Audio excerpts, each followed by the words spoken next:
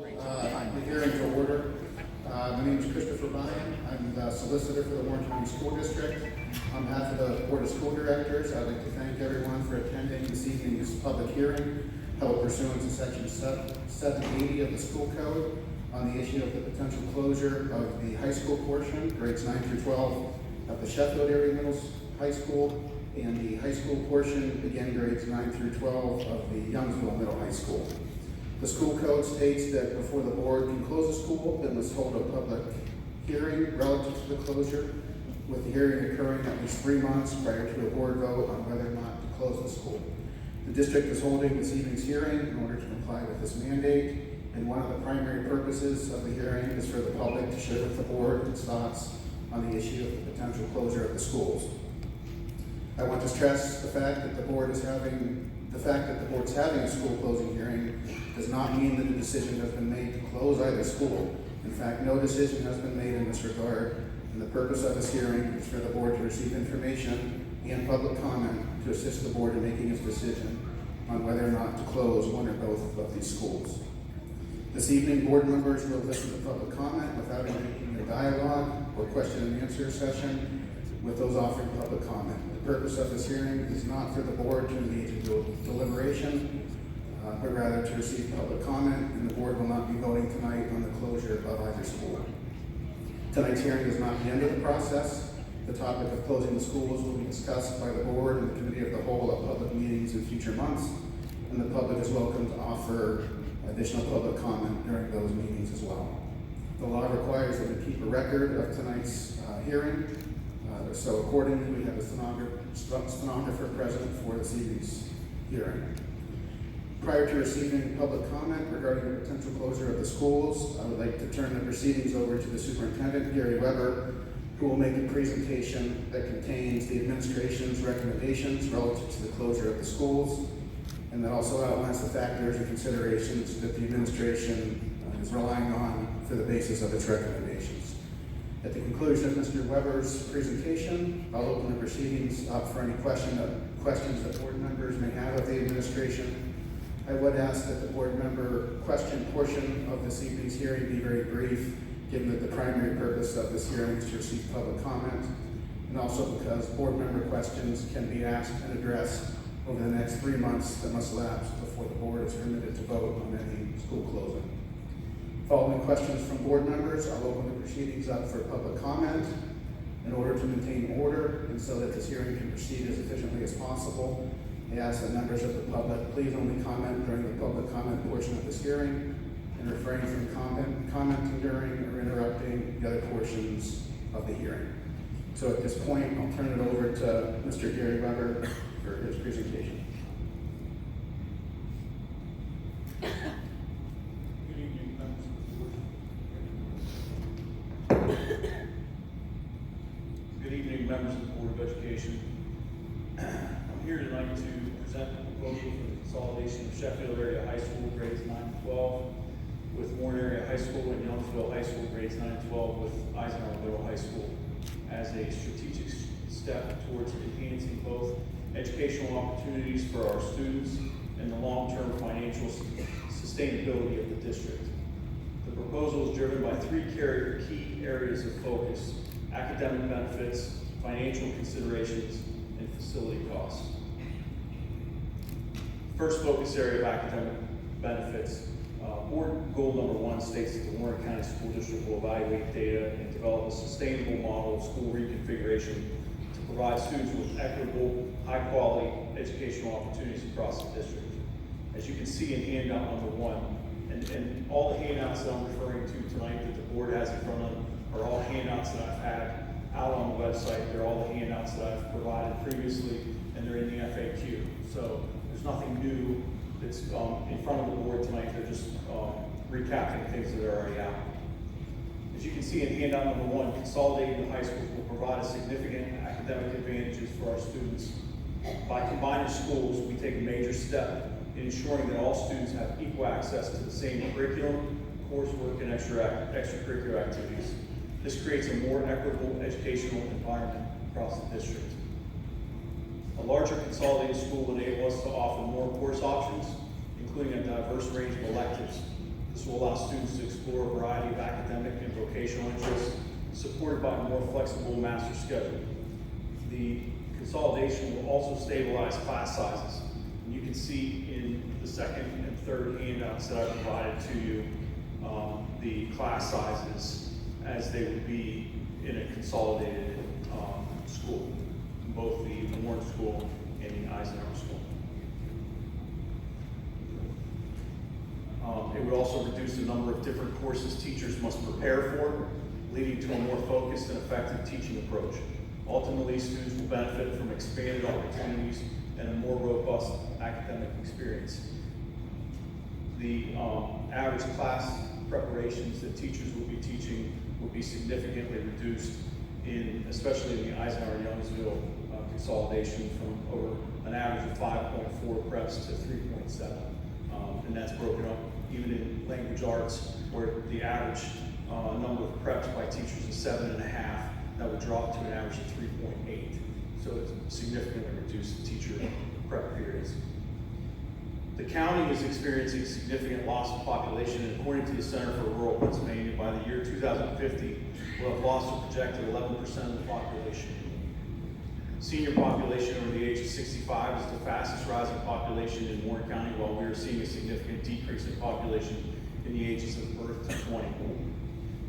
The district is averaging a loss of 71 students per year over the last 10 years, and you can see that in the enrollment handout, the historical enrollment handout, number 4 in front of you tonight.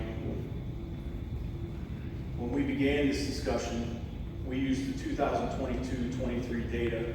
That was the last audited year that we had financially.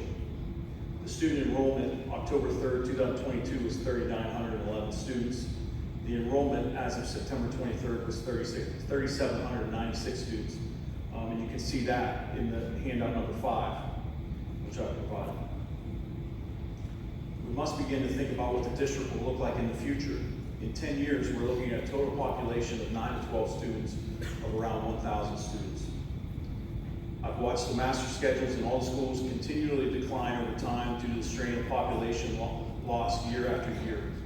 In the outlying schools, this has eliminated opportunities for students in both core curriculum and electives. We have an opportunity now to make education equitable for all students in the county. The second focus area is the financial considerations. The third board goal states that the Warren County School District will advocate and act on behalf of the local taxpayer community to maintain a local tax revenue based upon equity. The district's financial challenges are significant, and what Warren County taxpayers are receiving in return for those taxes is not equitable. As you can see in handout number 6, the taxes, when broken down by attendance areas, show that both the western and eastern attendance areas fail to cover the cost of student education by the largest margins. Revenue overall is increasing at a much slower rate than expenditures, which continue to rise due to many mandated costs such as PSERS. The economic impact of declining businesses and population loss, along with significant loss of revenue due to tax appeals by local businesses, has directly affected our financial resources. We are also constantly receiving an increase of unfunded mandates from the state that eat away at administrative time and opportunities to work on education. This year, we began budget discussions with projected revenue of $88.6 million, but expenditures topped $94.5 million. This left us with a projected deficit going into 24-25 of $5.9 million. After reducing contingency by $1 million and making budget adjustments of $400,000, the administration worked with the board to reduce another $1.5 million. Despite efforts to reduce the deficit by millions, along with a $2 million tax increase, we still passed a budget of $91,568,043, which requires a projected use of over $2 million from the district fund balance. Prior boards made a concerted effort to get the fund balance to a level that will help sustain us for the future. The funds were earmarked for specific expenditures, as outlined in the 5-year plans for technology, textbooks, and buildings and grounds, along with other expenditures. If these trends continue, we will deplete the remaining fund balance within a short period, leaving the district financially vulnerable and without the ability to maintain curricular resources like technology. Furthermore, continual cuts to staff and programs in an effort to balance the budget would severely impact the quality of education we provide. Consolidation, however, offers an alternative path that preserves educational services while addressing financial realities. The third focus area is facilities. The Youngsville Middle High School facility requires approximately $25 million in renovations if we're to continue its operation. And that's also in handout number 7, which shows the facility costs over time. Adding this burden to our current $70 million in debt service would further strain our resources. And that is handout number 8, which shows our debt. Our current debt, which is sitting at $71,867,000 principal. The existing debt will be significantly reduced in 10 years, with full repayment in 2040. Closing Youngsville Middle High School would save the district over $1 million next year, with additional cost avoidance in future years in utilities and general maintenance. And you can see that in the handouts on handouts 9 and 10.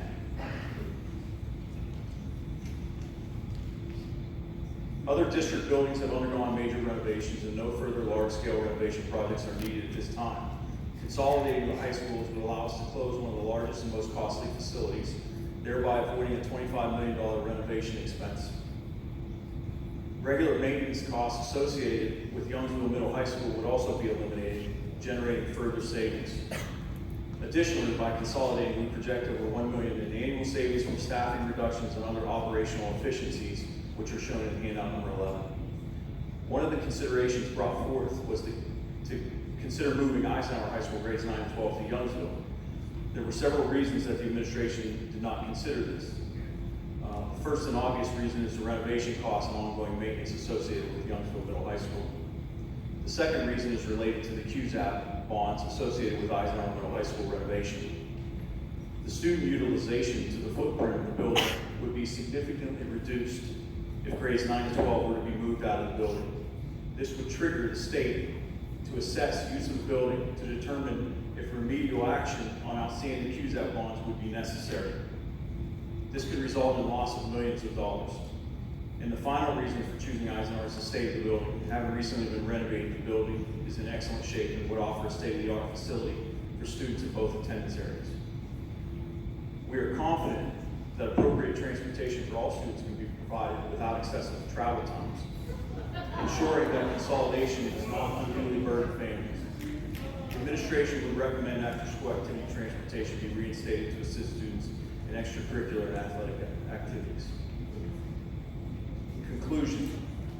In summary, consolidating Sheffield and Youngsville High Schools offers a sustainable solution that maximizes academic opportunities for our students, avoids substantial renovation costs, and generates significant financial savings.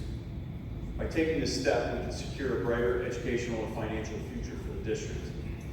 I urge the board to carefully consider the long-term benefits of consolidation as we work together to ensure that our district continues to provide high-quality education while remaining fiscally responsible. As a board, you will most likely be voting on this in January. This process will take time, but we are currently on track to be prepared for the 25-26 school year. Without getting ahead of ourselves, the administration has begun taking action steps to ensure a smooth transition, but will not move forward with specific plans until the board determines a course of action. The 2025-26 budget process already starts later this month with a budget timeline and a high-level view of next year's budget projection. In January, we will be starting to prepare for next year's course offerings, followed by staffing in February. I'm sure you will continue to have questions, and I will maintain the FAQ on the district website as those questions come in. I encourage productive dialogue, and the administration will continue to be transparent in its preparation for next year. Thank you for your time and thoughtful consideration. Thank you, Mr. Weber. At this time, if there are any board members that have questions that you feel need addressed this evening, now's the time to ask those questions. Again, I'd ask you, given that we want to maximize the amount of time for public comment and if there's additional time forthcoming for board questions, I would respectfully request that this portion of the hearing be brief, but if there are any questions questions that the board members feel are imperative for tonight's hearing, now's your time. The solicitor behind. I just have one quick question. Would the superintendent please be able to clarify the current principal outstanding as of 8/22/24 and what the principal outstanding will be on 7/1/34 if the district does not take on additional debt? And in addition to that, if you could please just give a rough estimate of what the district spent in our budget this past year on debt service. So, the outstanding principal that we have as of 8/22/24 is $71,867,000. As of July 1st, 2034, that outstanding principal will be down to $24,754,000. So it'd be a significant reduction in the total amount of debt that the district currently owes. So that's with principal. So then when you calculate the interest rate and the state reimbursement that we receive, the total debt is $63 million, and be down to $22 million in July of 2034. And part of the rationale, and I added this as kind of a long-range plan, is really to look at that debt long range as we bring it down. It makes it much more feasible for the district to make plans going forward if they would like to take out additional bonds and do something to a building or build a building in a more suitable location for the county. So, Mr. Grush, what is the cost this year for the debt service? The local effort would be approximately $4.5 million. So it hovers between 4.5 and 4.9 in the next 10 years or so. Thank you. Are there any additional board member questions? Mr. Ryan, I do have a question. Mr. Superintendent, I'm looking at the renovations and different repairs that are needing to be done to schools. And I'm looking at the one for Sheffield, which you have a red number down there of $21,534.98. If the Sheffield students go to Warren from the high school, you will still be maintaining that building for the elementary and junior high levels, correct? Do you anticipate that number being less? Yes. How so? I believe that long-term, again, that we can manage that building, especially on the high school side, because of the fact of the way that we're utilizing the building. And I think that long-term, we can build in some of the things that need done within our 7-year plans in our buildings and grounds services. And then, again, 10 years down the road, we can make a decision as to how we want to proceed. Is the virtual academy taking up a lot of that space that's in the high school area though? Or how many rooms are they using?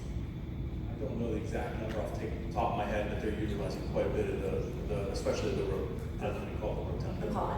The pod. Yeah. So that's gonna have to be maintained in some fashion along with upgrading Yeah. computer, this is and that, and wiring, et cetera, Yep. et cetera. I think part of the biggest piece is that we have a lot of things that we have to do to maintain the buildings over time, and we build those in and work through the plans to do it. The major renovations would really be almost student-driven, so to speak. So when we go through that process, a lot of it is sitting down and building it out based on student specs. So the fact that they're not using a large portion of that building would considerably change that. Because the gymnasium, the library, and the cafeteria are all shared spaces. That's right. So those will all have to be maintained. That's right. Thank you. I have a question. Mr. Weber, is there a way we can see in the past when we closed schools, how much money we saved from closing those schools? Like, is there a way we can figure that number? I can work on that. I can see what I can generate. I'm not sure off the top of my head just because it's been so long. Okay. But I can go back and try and look. The last ones we would see would be the last one was on the list. So I can go back and try and figure that out. Okay, I just be interested in that. Thank you. Yeah, I think the elementary school would be the last one that I know of. Are there any additional board member questions? If not, at this time, I'd like to open the proceedings to the public. Hello, everybody. Jesse Warning. I'm a Sheffield senior. I'm going to speak there for you. I'd like to first start off by saying thank you to everybody here. It is an honor for you guys to be here. It means a lot to me. Students, staff members, and parents. I want you all to understand that while closing Sheffield has led to a multitude of issues among students, closest issue that we've had before was Friday, September 27, 2024, where I was told there was a pep assembly at Sheffield. In remarks to that, I was told by 3 staff members that I would be leaving at 1:30, and I was able to go to the pep assembly, as I am not a sports player at all whatsoever. Apparently I was not invited, and unknowingly went to said pep assembly. This is scary.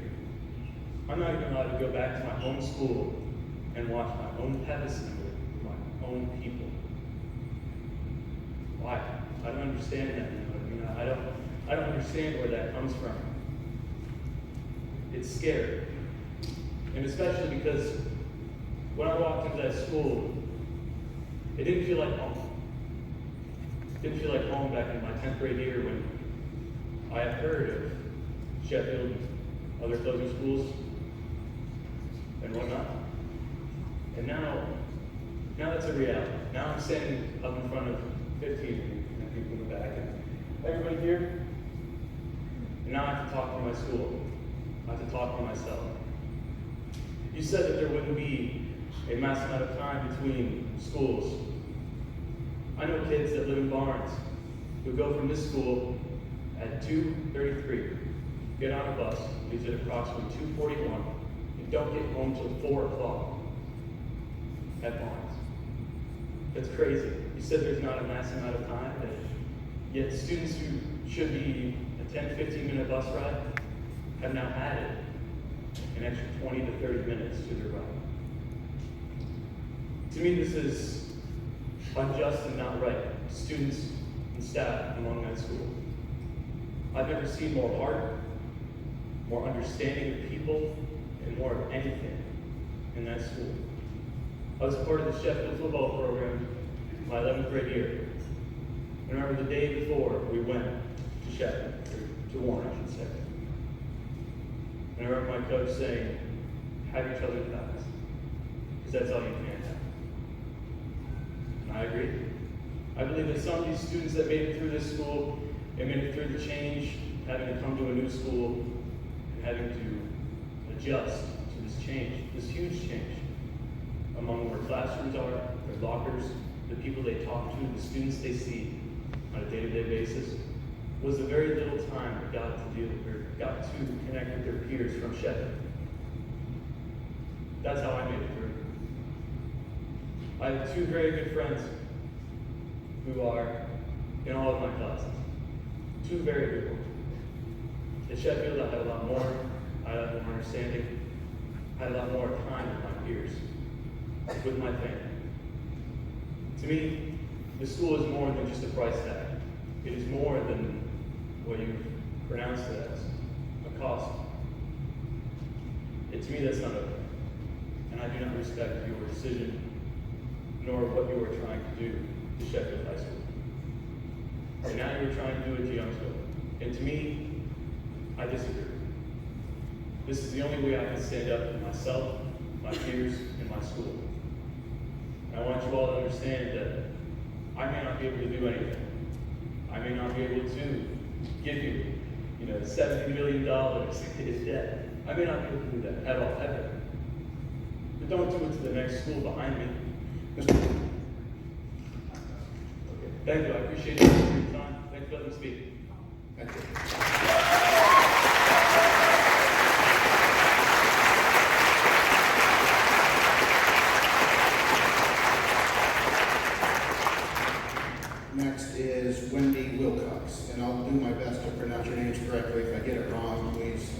Correct.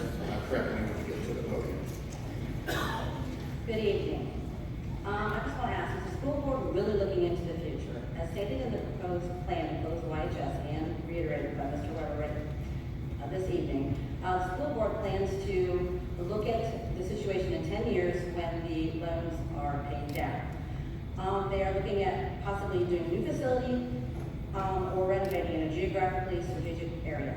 Everyone agrees that YHS is already located in a geographically strategic area.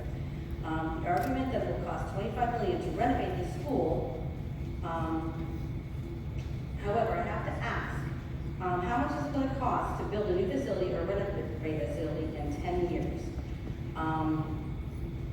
It's going to be, the debt service will be brought right back up to the current debt amount, or possibly even exceed the current debt amount at that point in time. How is this plan going to be a benefit to the taxpayers and to the school district if it puts us right back into the same financial situation we're facing now?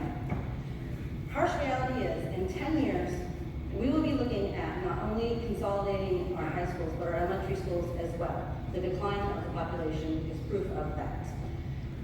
There will be 2 high schools, 2 elementary schools, and 1 middle school. My suggestion, my proposal is to reissue the bond. This eliminates the $9 million concern raised by the school district. We have the ability right now to close the whole Eisenhower complex and move the elementary and middle high schools into the Youngsville facilities. This expedites the proposed 10-year plan. Closing the complex will generate revenue well over $1 million in overhead costs and maintenance savings that can now be invested in renovations needed at YHS and YEMS, investing in the schools that have longevity into the future. Additionally, the Youngsville schools will still not be at capacity, leaving enough room for central office to be moved to a wing at YEMS. Downsizing the central office would be prudent because of the consolidations that are happening. This would even provide more cost savings. The rest of the facility now will be available. The county is looking to rehome human services. The district can rent to the county, saving the school district overhead costs on this building that they're paying now. The rent can get a lower rate than human services paying at its current site. This not only saves the school district a tax base, but it also lowers the county tax base. Win-win for our taxpayers. There are many possible ideas for Eisenhower complex. I can't go into all of them because of time constraints this evening. If you want to talk to me about them, I'm more than welcome to share those ideas with you. As Mr. Wortman stated, we have been having the same discussion for years. I urge this board to make the hard decisions now, that this county does not have to go through this again, these same decisions we're making in 10 years. Don't put the county, don't put our schools, our kids through this again. Make the hard decisions now. Thank you.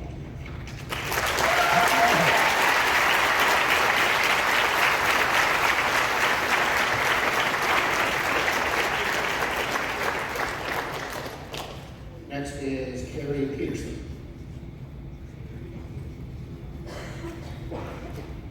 Hi. I wrote a letter so I can stay within my time. My name is Carrie Peterson. I have owned and operated Youngsville Dairy Queen for 20 years. Although I have many concerns about closing Youngsville High School, tonight I'm going to talk about the concerns of being a business owner and the detrimental impact that closing Youngsville High will have on the businesses in the community and on the students who choose or must work after school. We have always partnered, and I believe enhanced and benefited from having both Youngsville Elementary and Youngsville High School in our community. Over the 20 years, we have hired, trained, and worked with roughly 500 plus Youngsville students. We have firsthand knowledge of the education level and sense of community of these students. Our Youngsville employees have grown up to be lawyers, doctors, FBI agents, business owners, teachers, and gone into more prestigious occupations. Closing Youngsville High would have an everlasting negative effect on Youngsville businesses, the community, and the students. One of my many concerns of Youngsville High is closed. Students must travel 60, 90, or more minutes to get home from school. They won't have the opportunity to work after school as they won't be home in time. This will affect Youngsville students by not giving them the chance to gain working experience, make money, and build relationships. Our students work in our community and contribute immensely to our local economy. Come to Youngsville. You'll see students working and contributing to several businesses like Tops Grocery Store, Youngsville Hardware, Rouse Home, and of course Dairy Queen, just to name a few. Remove these hardworking students from the current pool of able-bodied workers on top of our area struggles with labor availability. This will be a major issue for Youngsville businesses who rely on part-time workers. We can't stress enough that Youngsville High School is a major part of the community and economy in Youngsville. Deciding not to keep Youngsville open and consolidating elsewhere will have enormous negative effects on our community, including loss of jobs, teachers, support staff at YHS, loss of income to local businesses in the Youngsville area, sporting events, band competition, concerts, all bring in more people to the Youngsville community and provide vital revenue stream benefits to all businesses in the town. It's also well documented that school closures will reduce property values and typically accelerate population loss. All this reducing the tax revenue of our area. In closing, as a business owner, I fully understand the financial concerns and the burden of the debt this board must try to manage. I implore you take the time to fully vet your options thoroughly. Look at the entire ramifications your decision would have on the community in Youngsville, its students and businesses, as school closures have lasting ripple effects. Youngsville High School has tremendous value. It's the heartbeat of our town. Beyond the education the school provides, it's an essential part of our economy. Youngsville has the proper infrastructure to support the school and keep its students safe. With proper fiscal responsible reinvestment, this school could thrive and help the school district reach its educational and financial goals. Thank you.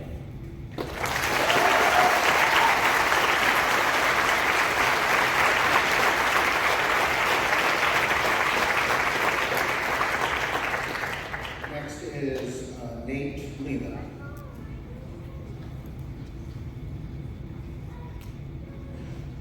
Hi, my name is Nate Lehman, and I'm a junior at Youngsville Middle High School, and I am one of many students I know that will be going PA Cyber if my school shuts down. Since the beginning of school this year, for about 2 weeks, every single day, I have heard the word safety, and how that was the reason for everything we do in school. But over the past few weeks, it's become blatantly obvious that safety is not your number one concern, and your number one concern is money.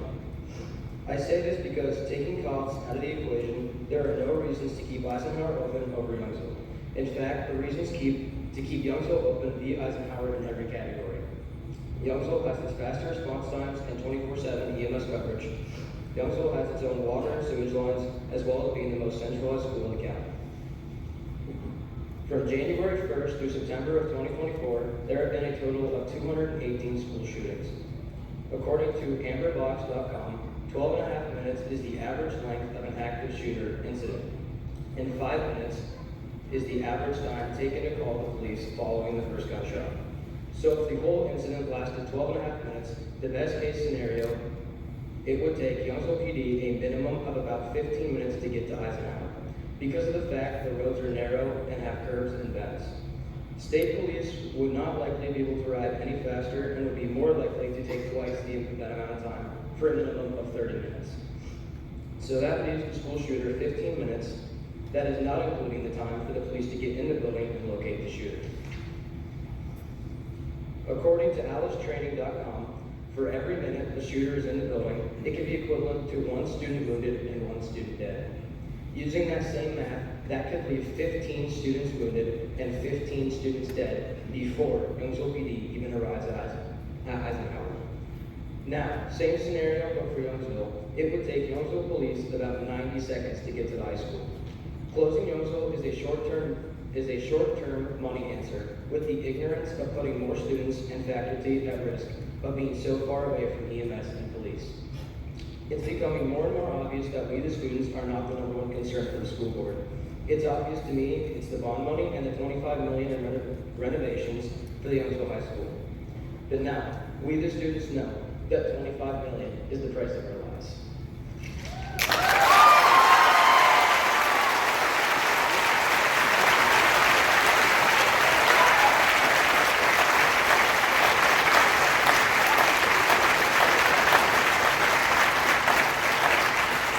Okay, next is Ryan Scott.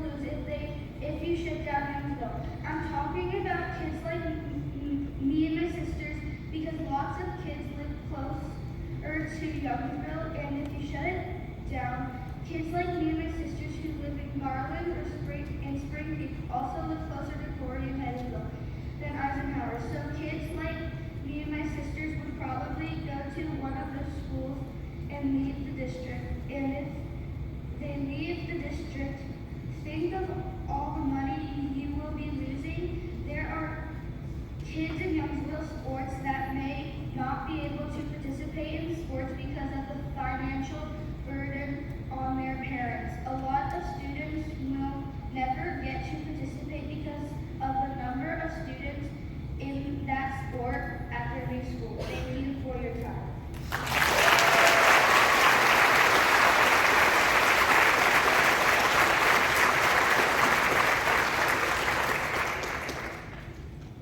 Zachary Sanford.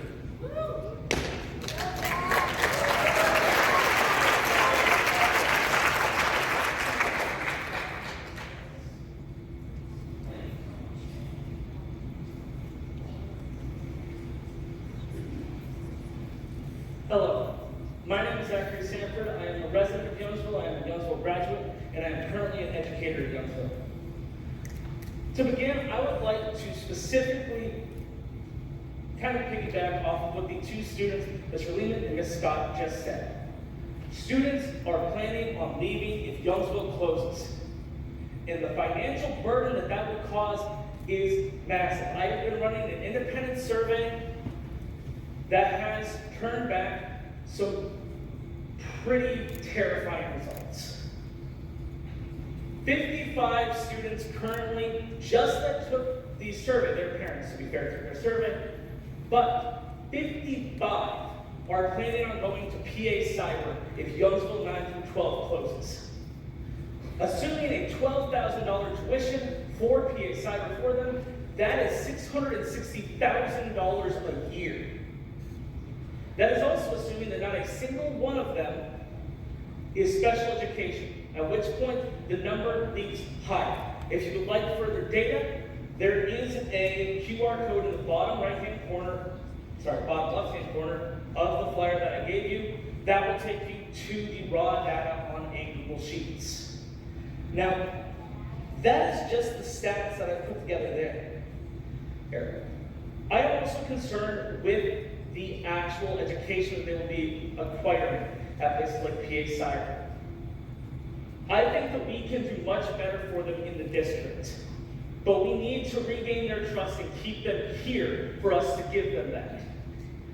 That will not happen with the current plan if it goes through. Beyond that, when it comes to educational equity and with course offerings, our numbers have drastically increased with the introduction of the 8-period day.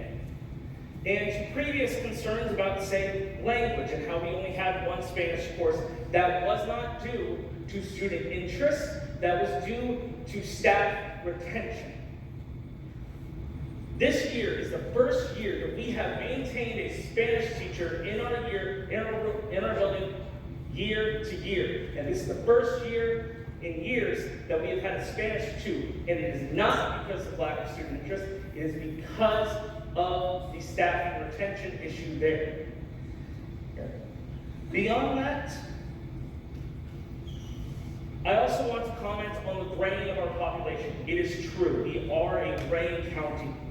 Our average age is going up, our population is decreasing, and it will continue. However, there are groups in this county that are directly looking to reverse and fix that issue. The closure of 9 through 12 in a community school in the middle of town in Youngsville will be directly detrimental to this plan.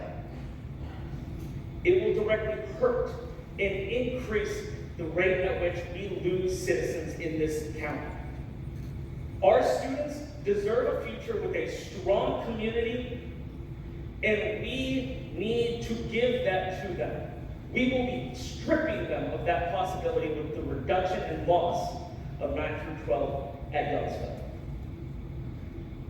I have nothing further for you this time. Have a good day. Rick Hutley.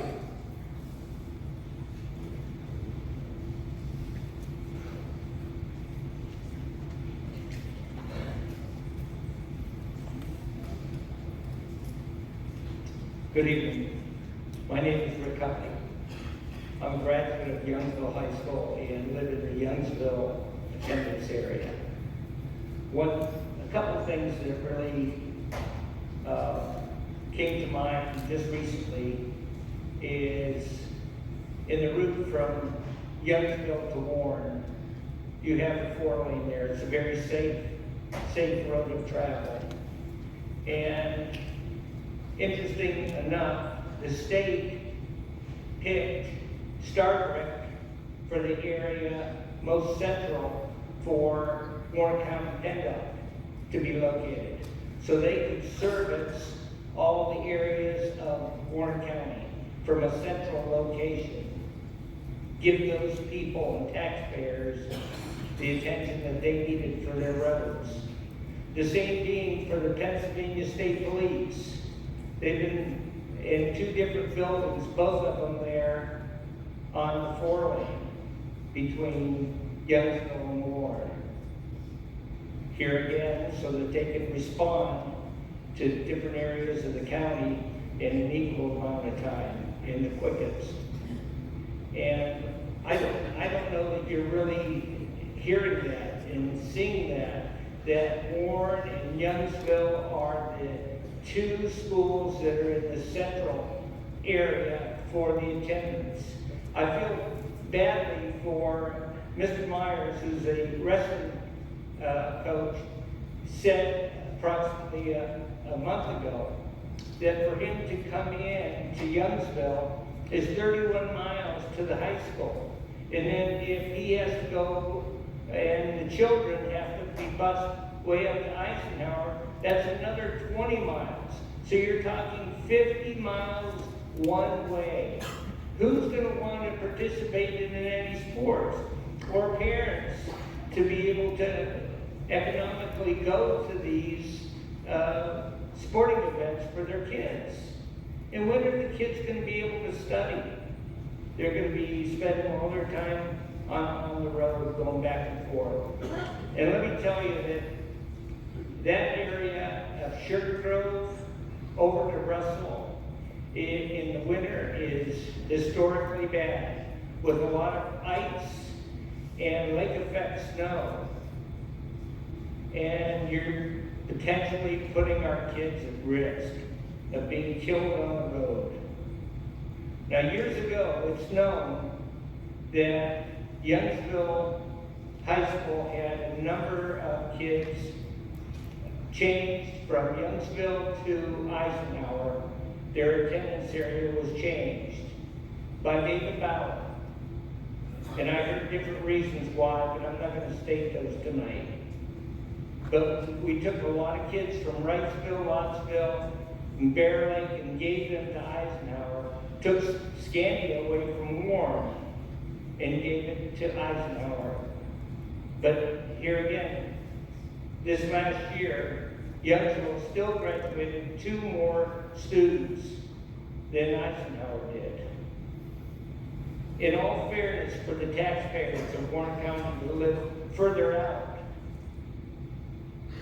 what is their property going to be worth if they don't, if they live out there and they have to go so far to have their kids in school way up at Eisenhower? It just doesn't make any sense. I just ask you to really consider that, and thank you for your time.